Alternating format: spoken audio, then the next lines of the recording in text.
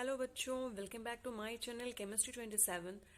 तो अभी तक इस चैप्टर से रिलेटेड आपके साथ मैंने 3 वीडियो शेयर करी हैं। अब आज जो हम इस वीडियो में पढ़ेंगे वो हमारे बचे हुए टॉपिक्स हैं, तो जिसको मैं कवर करूंगी। तो आज का जो हमारा टॉपिक है वो सॉलिड स्टेट में हम ये पढ़ेंगे कि number of atom in unit cell, यानी कि हर यूनिट सेल में कितने नंबर ऑफ एटम्स होते हैं।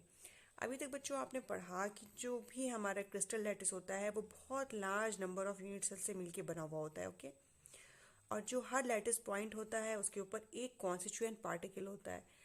तो कॉन्स्टिट्यूएंट पार्टिकल मतलब एटम, मॉलिक्यूल या फिर आयन।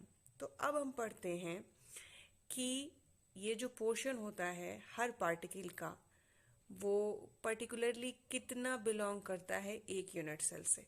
ठीक है, तो हम अभी पहले देखेंगे कि किस तरह से हम इसको कैलकुलेट कर सकते हैं, और फिर उसके बाद हम इसका नंबर कैलकुलेशन के बाद जज करते हैं। ठीक है, तो चलिए आइए देखते हैं। हमारी जो पहली क्यूबिक सेल है वो कौन सी है? Primitive cubic cell. तो बच्चों, जो प्रिमिटिव यूनिट सेल होती है वो हमारी कुछ इस तरह से दिखती है। इससे पहले भी आपने स्ट्रक्चर देखा हुआ है। इसके हर कॉर्नर पर एटम्स शेयर हुए हैं। ठीक है, 8 कॉर्नर से 8 एटम्स शेयर हुए हैं। तो हमने यहाँ पर ये पढ़ा कि has atom only at its corners, यानी कि इसके सिर्फ और सिर्फ कॉर्नर्स पे एटम होते हैं। ठीक है, दूसरा पॉइंट हमने ये पढ़ा कि each atom at corners is shared between 8 adjacent unit cell. इसका मतलब क्या है? अब ये देखिए, इसके जो 8 कॉर्नर हैं, ठीक है, इस कॉर्नर से एक यूनिट सेल लगी हुई होगी, इस कॉर्नर से एक दूसरी यूनिट सेल लगी हुई होगी, इस कॉर्नर से दूसरी यूनिट सेल लगी हुई होगी। तो एक इमेजिनेशन आप कर सकते हैं कि किस तरीके से एक एक हर कॉर्नर एक नए यूनिट सेल को अपने साथ ज्वाइन करता है। ठीक है, एक साथ जुड़ती चली जाती हैं। तो यानी कि ये 2 लेयर हैं, एक ऊपर की तरफ और एक नीचे की तरफ। तो 4 यूनिट सेल ऊपर की तरफ और 4 यूनिट सेल नीचे की तरफ। तो यहाँ पे मैंने लिखा हुआ है 4 इन अपर एंड 4 इन लोअर। इस तरह से ये 8 यूनिट सेल को आपस में शेयर करता है। तो ये जो मॉलिक्यूल्स हमें एक्चुअली दिख रहे हैं कि ये हर कॉर्नर पर एक पूरा गोल गोल सा मॉलिक्यूल है, हमारा एटम है, आयन है। तो ये एक्चुअली खुद ये पूरा इसका नहीं है। अब भाई जिसके साथ ये अटैच्ड है उसका भी तो कुछ पोर्शन इसमें आ रहा होगा और इसका भी कुछ पोर्शन उसमें जा रहा होगा। तो यानी कि यहाँ पर 8 कॉर्नर्स हैं। तो ये आठों किस तरीके से एटम या मॉलिक्यूल या आयन किस तरह से कंट्रीब्यूट करते हैं। तो इसका कुछ हिस्सा इनका होता है और कुछ हिस्सा जिससे ये एडजेसेंट, यानी कि जो इनसे जुड़े हुए हैं, उनका होता है। तो यानी कि ये होल मॉलिक्यूल जो है वो पूरा टोटल 8 यूनिट सेल के साथ शेयर करता है। यानी कि only 1/8 of an atom, 1/8 okay of an atom belongs to a unit cell. ठीक है, तो इस तरह से सिर्फ 1/8वां हिस्सा, जैसे एक चॉकलेट को आप 8 लोगों में बांट दीजिए। ठीक है, उसी तरह से यहाँ पर ये डिस्ट्रीब्यूशन होता है। अब हम इसको कैलकुलेट करते हैं। देखिए, एटम इन 1 यूनिट सेल कैसे कैलकुलेट करेंगे? हमारे पास कितने एटम्स हैं?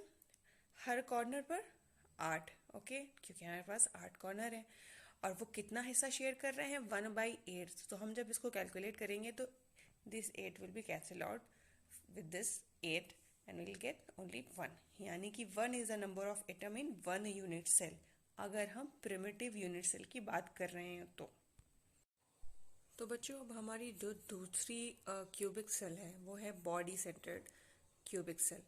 आप लोगों को पता है बॉडी सेंटर्ड के बारे में कि बॉडी सेंटर्ड क्या होता है? बॉडी सेंटर्ड का आपने स्ट्रक्चर अभी पहले भी देखा हुआ है, पिछली वीडियो में भी। तो उसमें मैं फिर से डिस्क्राइब करती हूँ कि बॉडी सेंटर्ड में क्या होता है कि ईच कॉर्नर पे एक कॉन्स्टिट्यूएंट पार्टिकल होता है, यानी कि एटम, मॉलिक्यूल और एन, और उसके साथ साथ इसके बीच में, इसकी बॉडी के सेंटर में भी एक एटम होता है। ओके, तो अब हम इसके बेसिक्स देखते हैं कि कैसे हम कैलकुलेट करते हैं। तो पहला पॉइंट जो मैंने लिखा हुआ है, इसमें लिखा हुआ है कि has an atom at its each corner and also 1 atom at its body centre. ठीक है, अभी बोला मैंने कि हर कॉर्नर पर एक एटम और उसकी बॉडी सेंटर में एक एटम।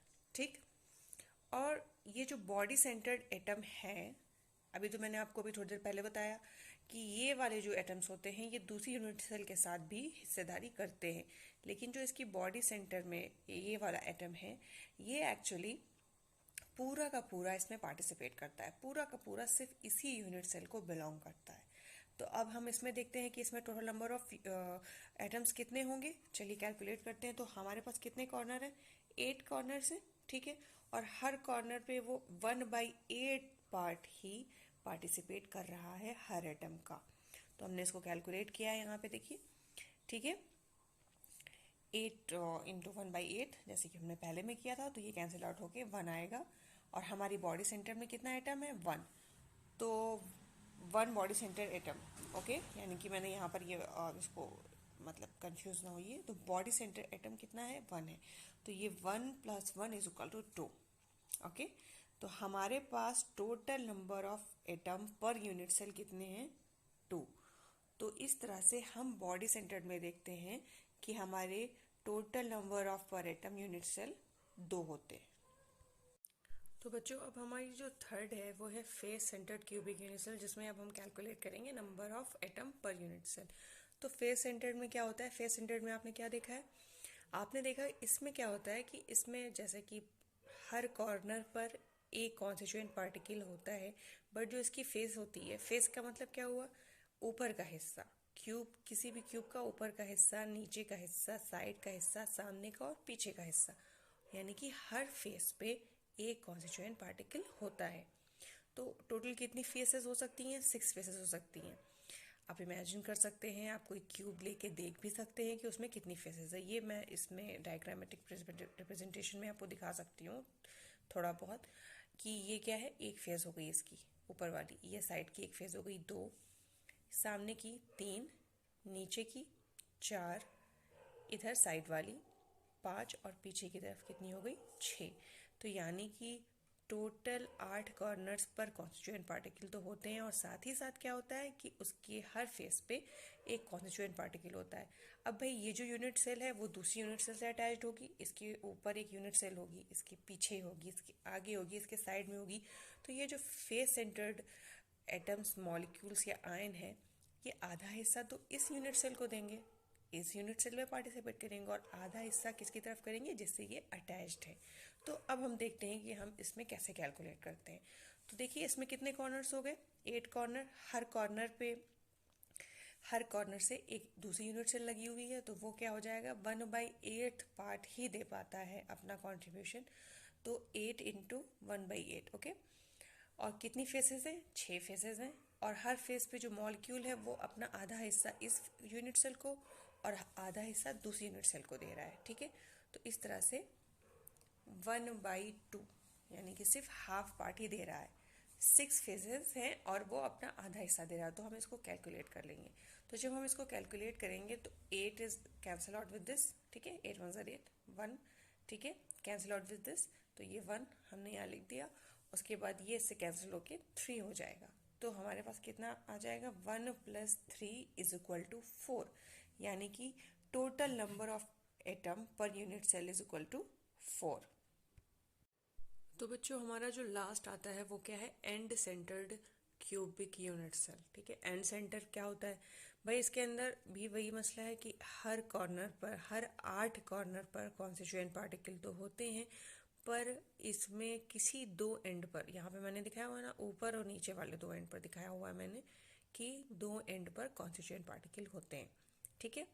अब इसमें हम कैसे कैलकुलेट करेंगे, चलिए ये देखते हैं कि इसमें भाई टोटल कॉर्नर्स कितने हैं, 8 कॉर्नर है, ओके। और हर कॉर्नर से वो फिर से वैसे ही पार्टिसिपेट करेगा अपने एडजेसेंट को, एडजेसेंट यूनिट सेल में। तो वो 1/8 पार्ट ही पार्टिसिपेट कर पाएगा, ओके। और टोटल एंड पर कितने आपके पास कॉन्स्टिट्यूएंट पार्टिकल हैं, 2। तो ये जो 2 पार्टिकल हैं ये अपने ऊपर वाली, इमेजिन करिए जो इसके ऊपर यूनिट सेल होगी, आधा मॉलिक्यूल इस यूनिट सेल में, आधा मॉलिक्यूल ऊपर वाली यूनिट सेल में करता है पार्टिसिपेट। तो इस तरह से हम इसको 1/2 लिखेंगे यहाँ पे, ठीक है। हाफ पार्ट ही पार्टिसिपेट कर पाता है। तो इस तरह से इसको कैलकुलेट करेंगे तो हमको मिलेगा 1 + 1 इज इक्वल टू 2, यानी कि total number of per unit cell is equal to 2। बच्चों तो चलिए आइए डायग्राम के थ्रू भी समझने की कोशिश करते हैं कि एक्चुअली में ये किस तरीके से कॉन्स्टिट्यूएंट पार्टिकल्स मर्ज होकर यूनिट सेल में पार्टिसिपेट करते हैं, और हमने कैलकुलेट किया। तो अभी मैं डायग्राम के थ्रू थोड़ा सा समझाने की कोशिश करती हूँ, क्योंकि आपकी बुक में दिया हुआ है। तो अगर आप इस वीडियो को देखेंगे तो फिर बुक से जब आप पढ़ेंगे तो आपको ज़्यादा आसानी होगी समझने में। तो ठीक है, सबसे पहला हमारा जो है वो प्रिमिटिव यूनिट सेल है। इस प्रिमिटिव यूनिट सेल के अंदर देखिए 3 तरह के स्ट्रक्चर यहाँ पे शो हो रहा है, ए, बी एंड सी। तो इन तीनों स्ट्रक्चर को हमने क्या नाम दिया हुआ है? जो पहला हमारा स्ट्रक्चर है वो है ओपन स्ट्रक्चर, और जो हमारा दूसरा है वो है स्पेस फिलिंग स्ट्रक्चर, और जो तीसरा है वो है हमारा एक्चुअल पोर्शन।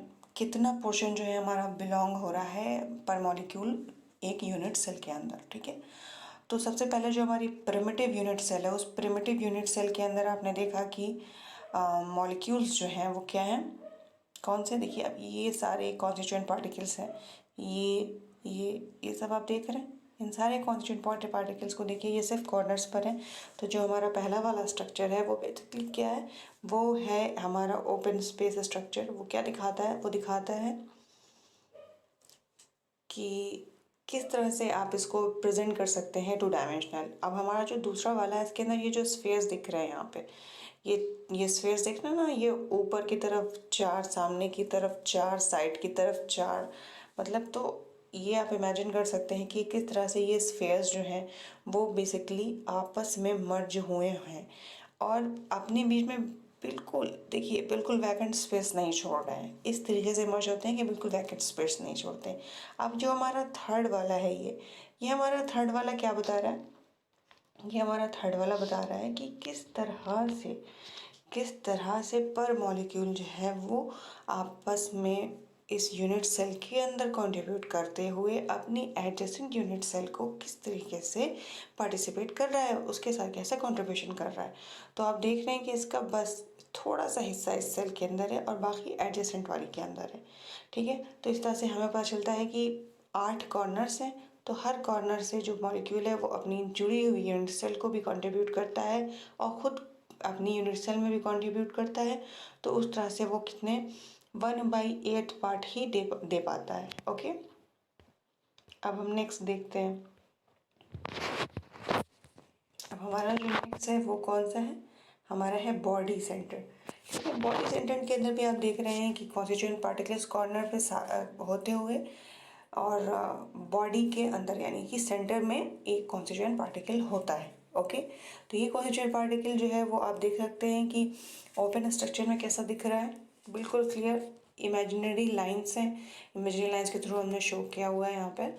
अब हमने यहाँ पे क्या देखा कि ये जो हमारा जो बी वाला है वो दिखा रहा है कि जो मॉलिक्यूल्स हैं वो जिस तरह से प्रिमिटिव में पार्टिसिपेट कर रहे थे कॉर्नर्स में, यहाँ पे भी पार्टिसिपेट कर रहे हैं, लेकिन जो इसमें बॉडी सेंटर्ड है वो पूरा का पूरा इसके अंदर पार्टिसिपेट कर रहा है। और इसको और अच्छे से समझने के लिए हमने जो थर्ड वाला स्ट्रक्चर है, actual portion of atom belonging to 1 unit cell, वो यहाँ पे दिखाया है कि जिस तरह से प्रिमिटिव में पार्टिसिपेट कर रहा था 1/8 पार्ट यहाँ भी कर रहा है, लेकिन यहाँ पर जो सेंटर में कॉन्स्टिट्यूएंट पार्टिकल है वो पूरा का पूरा इसके अंदर है। तो फिर इस तरह से हमने 1/8 पार्ट लेकर और हमने कॉन्स्टिट्यूएंट पार्टिकल को भी पूरा पूरा लिया। 8 हमारे पास कॉर्नर्स हैं, 1/8 पार्ट है। देखिए यहाँ पे मैंने आपको जूम करके दिखा रही हूँ मैं, तो यहाँ पे भी आपको समझ में आ रहा है। इस तरह से आप देख सकते हैं।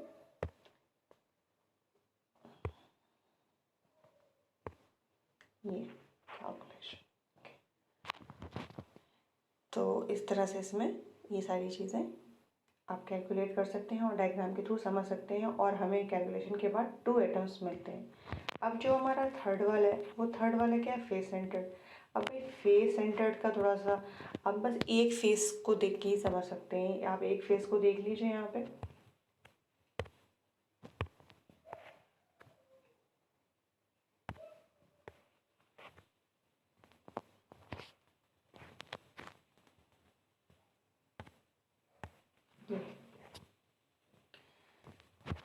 तो ये जो आपने एक फेस देखी है, इस फेस में आप क्या देख रहे हैं कि हर कॉर्नर के ऊपर क्या है? कॉन्स्टिट्यूएंट पार्टिकल्स, और उसके फेस पे भी एक है।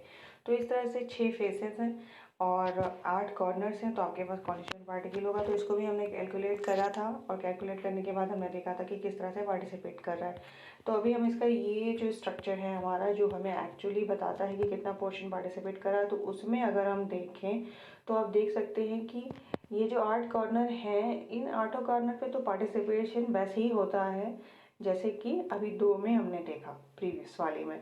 लेकिन जो इसमें फेस पे है, ये उसका आधा, यानी कि उस स्फेयर का आधा 1/2 पार्ट इसमें है और आधा जो है उससे जुड़ी वाली में है, हाफ पार्ट ओनली। ठीक है, तो ये हाफ पार्ट ही इसके अंदर पार्टिसिपेट कर पा रहा है और हाफ पार्ट दूसरे में है। तो इस तरह से हमने ये देखा कि इसमें किस कंट्रीब्यूशन कैसे हो रहा है एक्चुअली। ठीक है, तो ये सारे स्ट्रक्चर्स के जरिए से हमको समझने में बहुत आसानी होती है कि मॉलिक्यूल्स आखिर किस तरह से मिल रहे हैं और किस तरह से यूनिट सेल का फॉर्मेशन कर रहे हैं। तो आई होप कि आपको समझ आ गया होगा और आप इसको बार बार मतलब इमेजिनेशन करके देख सकते हैं, ध्यान दीजिएगा तो आपको चीज़ें इजीली समझ में आ जाएंगी। और ये बहुत इम्पॉर्टेंट टॉपिक है और आप इसको बहुत अच्छे से समझने की कोशिश करिएगा और मुझे कमेंट बॉक्स में बताइएगा ज़रूर कि आपको ये वीडियो कैसी लगी, ताकि आप जो है इससे रिलेटेड कोई क्वेश्चन पूछ सकते हैं मुझसे कमेंट बॉक्स में बिना किसी हेजिटेशन के। तो आप मुझसे क्वेश्चन पूछिए और ये सारी चीज़ें जो है जो मैंने इस चैप्टर में एक्सप्लेन करी हैं और जो बचे हुए टॉपिक्स हैं वो नेक्स्ट वीडियो में आएंगे। होप सो कि आपको वीडियो पसंद आई हो और आप जो है अपने